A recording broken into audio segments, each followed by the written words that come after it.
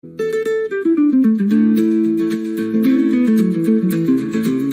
Allen Winters of study, his translation is precise, a raw and earthy rendering of God's eternal advice. He teaches through his writings the law that guides us all, from the courtroom to the chapel. He answers every call.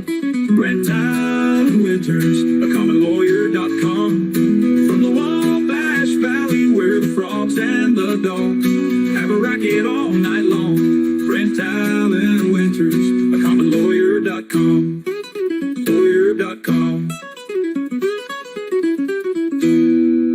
Grant Allen Winters, acommonlawyer.com.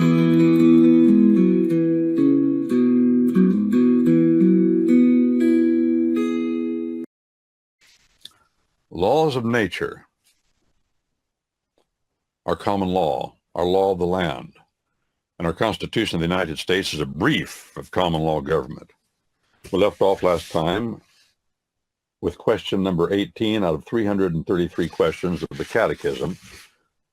Catechism, fancy words, out the Bible, the Greek New Testament. It means to learn the answers to questions, learn the questions and the answers that are presented. You just learn them. That's where you start. 333 questions in this catechism. Number 18, what do you mean by colonies? The question before, number 17, was it always a republic, talking about the United States? And he says no. The states were formerly colonies. Let me talk, this is huge, this thing about republic. We are not a republic. You've heard me say that. I know. All of the conservative community says we're a republic. All of the patriot community, which part of the conservative community, says, oh, we're a republic. We want a republic and not a democracy. We are not a democracy. You've heard that over and over and over. And I'm here to tell you, and that's the design of the evil empire, to get you to say that. They don't care whether you say democracy or republic. I was listening to Tucker Carlson not long ago. He kept talking about democratic government, democratic government, democratic government. That's politically correct speech. We're not a democratic government. And then they get the conservatives saying republic, republic. They got them saying that now. We're not a republic. They want us to be.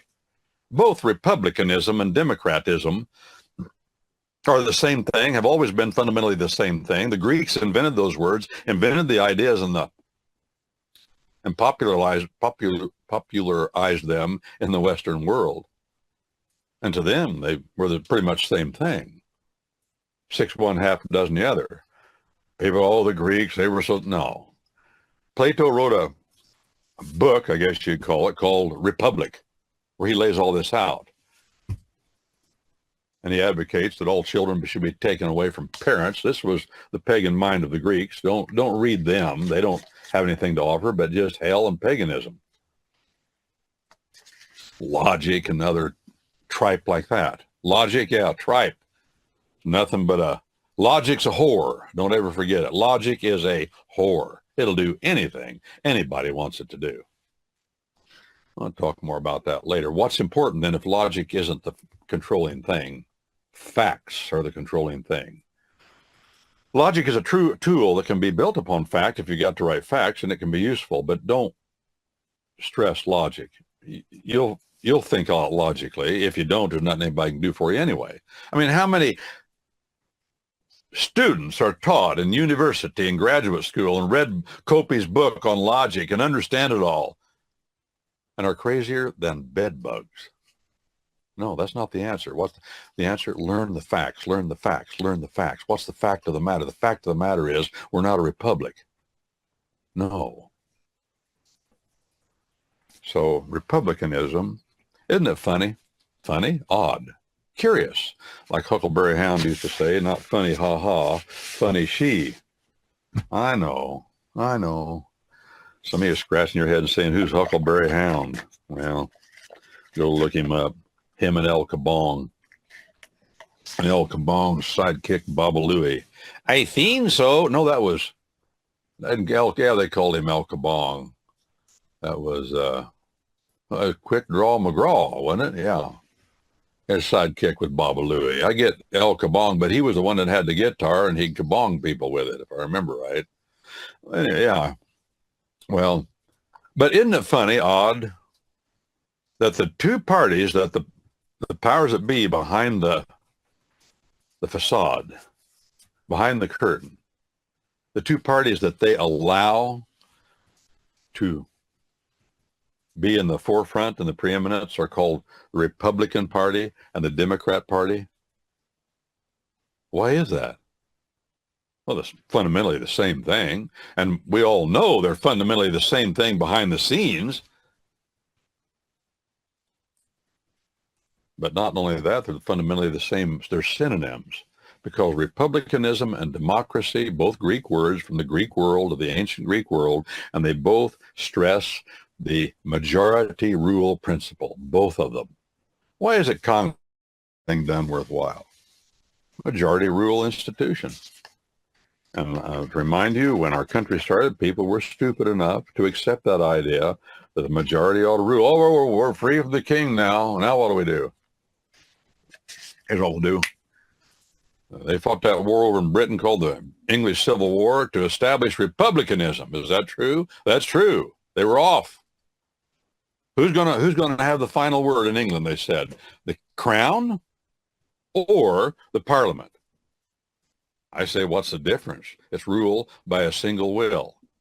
All these members of parliament get together, form legislation, express it in a single will. That's it. They're sovereign. The crown is sovereign. There's no difference. You're jumping out of the pan and right into the fire. And that's what happened when our country started, and some of the colonies that became states tried to set up their government so the legislature, not the governor, the legislature would be the final word on everything. They still had three branches, common law government. They said the legislature is final. And they found out that didn't work. That was tyranny. Same thing happened in England. After Parliament defeated the Crown, they said, we don't want the government of a single will, so Parliament defeated the Crown. And all the model army that had fought and died, 40,000 men, 80,000 total died in that war. That's a lot of men to die in a country of only 5 million people at that time. They said, wait a minute, Parliament is more tyrannical than the king ever thought of being. And that was true. You disagreed with them, they threw you in jail and tried to get you killed, hang you. See, that didn't work either. And when people got to America, they still sorting this stupidity out. Instead of going back to the Anglo-Saxon government before the Norman invasion, which was more common law. It had been perverted with the Norman invasion. They tried it here, it didn't work. Republicanism, they called it. Algernon Sidney. Algernon Sidney wrote that book, big thick thing, I got it around here somewhere, called Discourses on Government, written in 1692, I believe. I used to read a copy of that book that was published in 1692 at the Rare Book Library at the large Midwest University. Don't want to tell you where it is. I was really interested in that stuff back then. They had a copy printed in 1692, the year it was published. Well, they chopped his head off for writing it. And he called himself a Republican through and through and a Protestant by faith. Okay, Protestant by faith, got it. That was what the war was about, too. Can't have government without religion. King James the First was Romanist in his view of religion.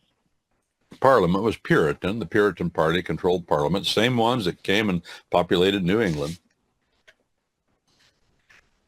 Yeah. But biblical bunch of men, but once you give power to men, they think they're right, and they'll just try to force everybody to do it, what they say, or get killed. I will kill you. That's the only tools government has, by the way, is force and threat of force. If you don't do what they say, they'll beat you up, throw you in a cage called a jail, or they'll kill you. That's it. That's all they got. Don't ever forget it. So they're dangerous. The Republican Party, Democrat Party, those words are synonyms stressing different aspects of the same thing. Majority rule. How does Congress do what it does? Majority. Does that work? Well, you tell me something Congress has done worthwhile recently.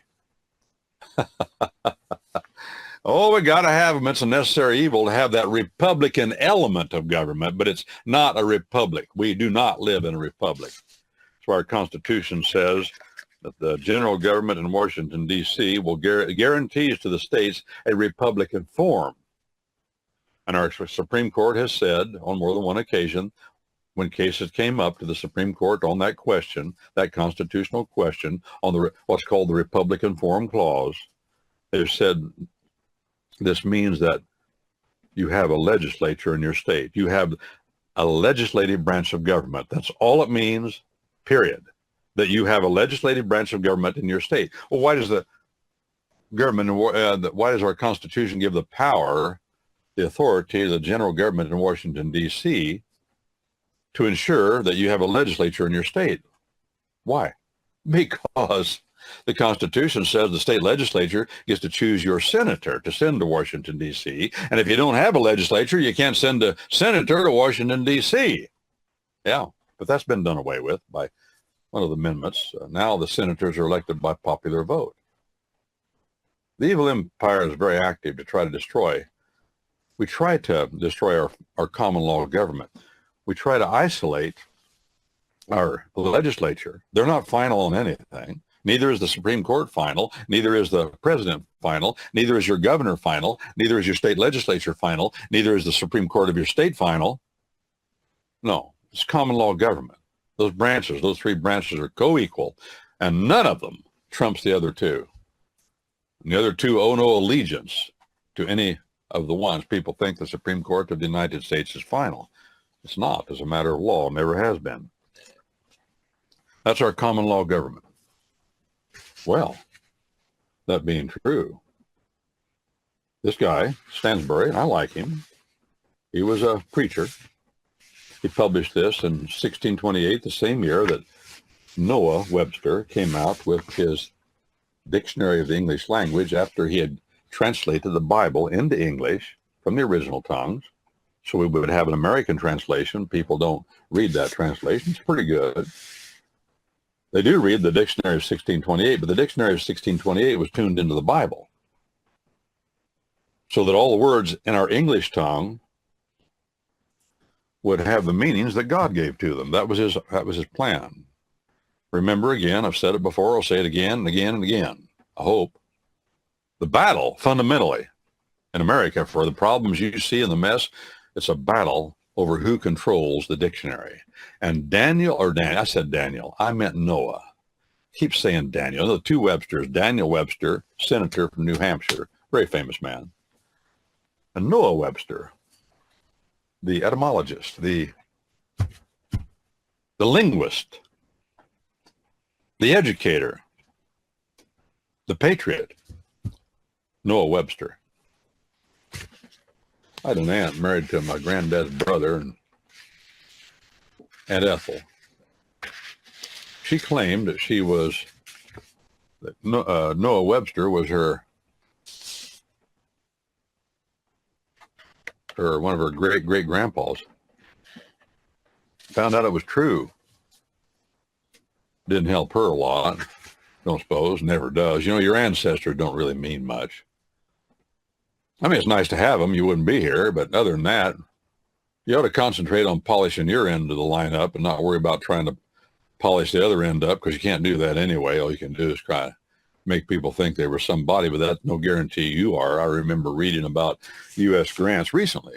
U.S. Grant's great-great-grandson, the flaming fag, he's a curator of a museum someplace. Well, U.S. Grant didn't have that problem. This guy does. Yeah, the same way I remember listening to Stonewall Jackson's, one of his great-great-grandsons, on the internet. Oh, his guy, probably a little bit younger than me. I wasn't impressed, I'll tell you that. I just saw General Eisenhower's great-granddaughter, nuttier than a fruitcake, into some weird New Age religion, sits with her legs crossed and talks, says she communicates with her great-grandpa, Ike. Hogwash. You worry about your end of the line. Remember, all your ancestors are sinners like you, maybe a lot worse. Well, we thank God for them. We don't talk ugly about them. But we recognize that we've got a problem. It's called sin. Let's get to this. We've got about 5 minutes here, and I'll wrap this section up. What do you mean by colonies? That's the question in the Catechism. Answer. When a part of the people of a nation remove to some distant place where they settle, but still continue to be governed by the nation from which they came out.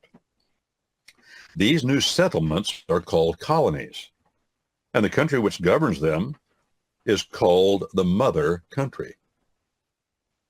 Now, when I was a boy growing up in the grades, that's what we used to call grades 1 through 8 was called the grades. Then when you got beyond the grades, you were in high school. You went down, went to high school. So everybody called that the grades. And when I was in the grades, and I'm talking about first, second, third, fourth grade, my teachers, very patriotic. We had a picture of Abe Lincoln on one side and George Washington on the other, and had the flag hanging over here. And we said Pledge of Allegiance every morning. I mean, it was old school. In a Forgotonia kind of place, I suppose. Fly over America, they call it today. Nobody pays any attention. That's where we were, and that's what holds the country together, of course.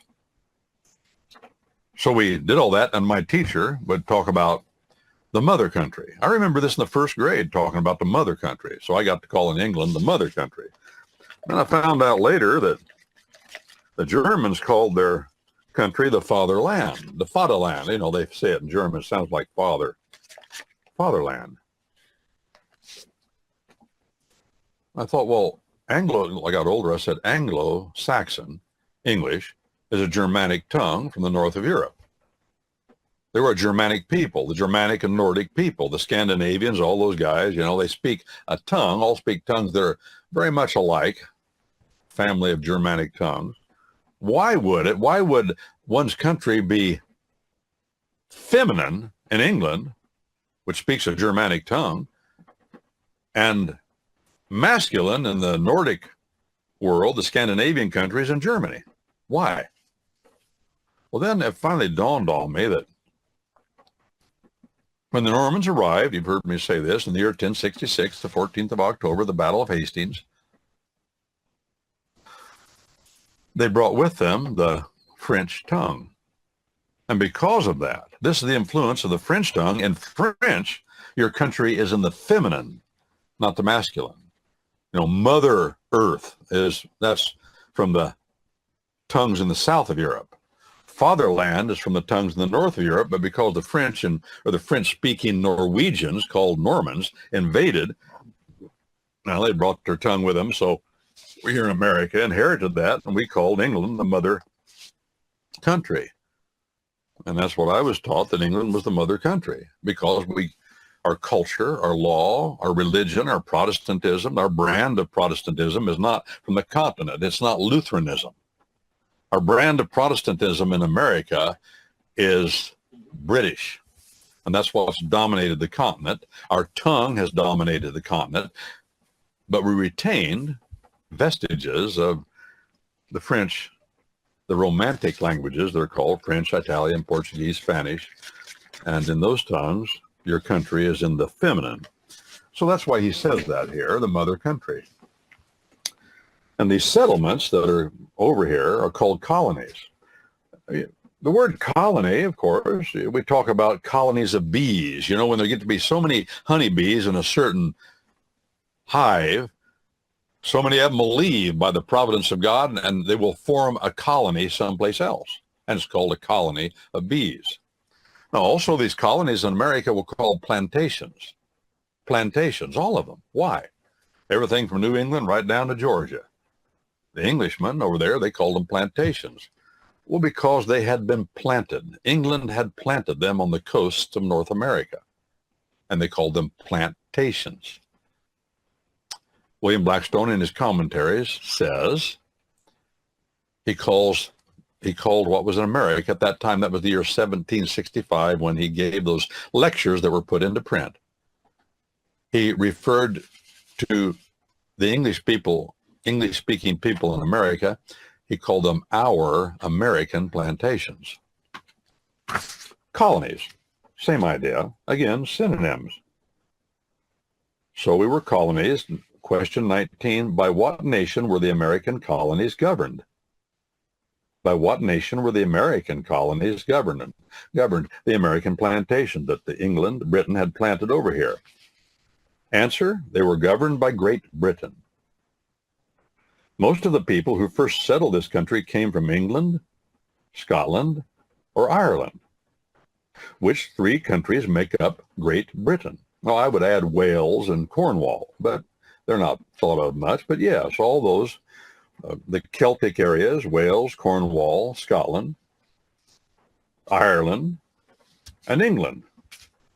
England's made up at that time of a mixture of the tribe called the Angels, a tribe called the Saxons, and a tribe called the Jutes, which are the Danes.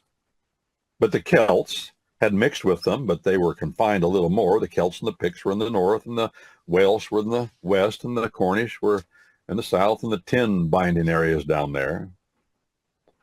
And those are the people who brought their culture to America. That's why we speak English.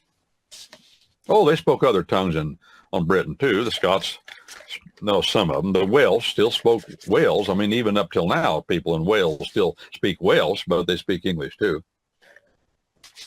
They brought all of that culture. What is culture?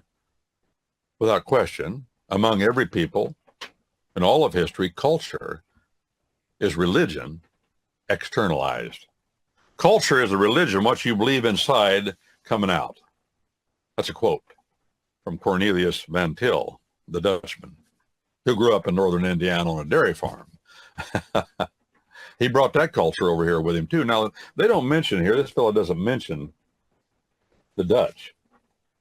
But the German Dutch people were big in America when this country started. He should have put that in here.